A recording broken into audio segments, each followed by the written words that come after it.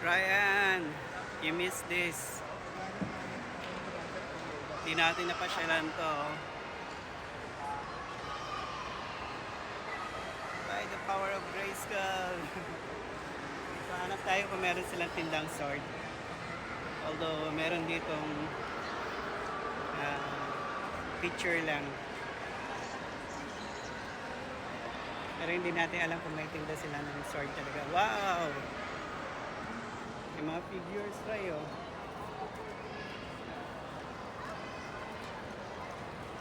Ito mga classic.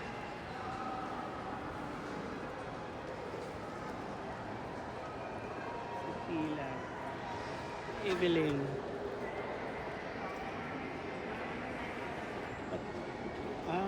Kala ko si Scarlet.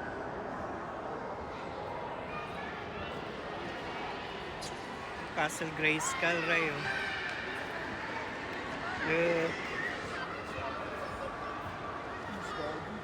Sipila. Meron silang staff. Kaya lang do not touch.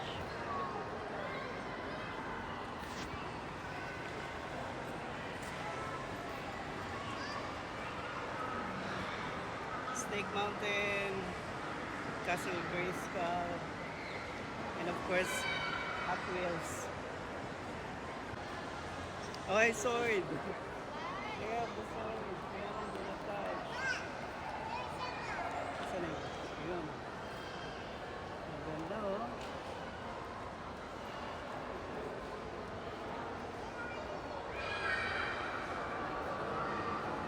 Unfortunately, bawal hawakan.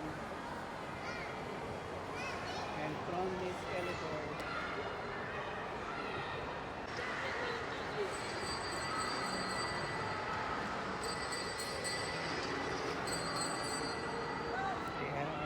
Castle Grayskull. Si Roboto. Mechanic. Beastman. Goatman. Maganda rin pala yung armor ni Battlecat. Medyo metallic. Kompleto dito, Ray.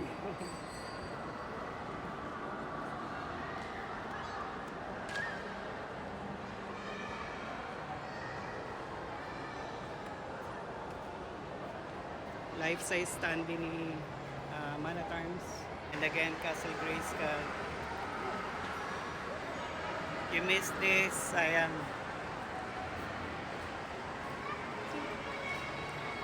Tingnan natin kung anong pa meron dito sa labas.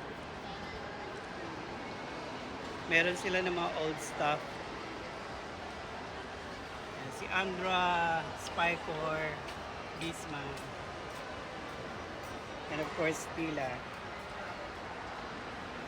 Meron silang sword kasi yung mga pambata.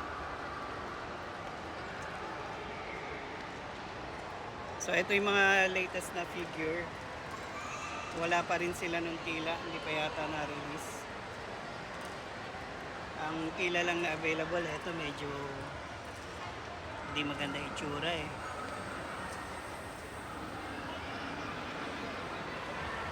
Pero yung scale nitong Chronicles, wala pa yatang nirelease na Tila.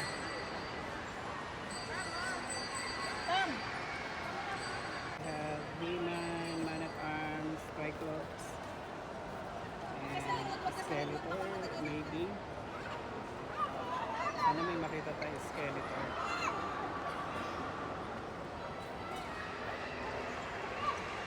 Wala. Skeletor lang nila is eto. Hindi rin maganda ang sculpt. Unfortunately, wala pa sila ng sword. So, ayun lang. Inigit lang kita. See ya.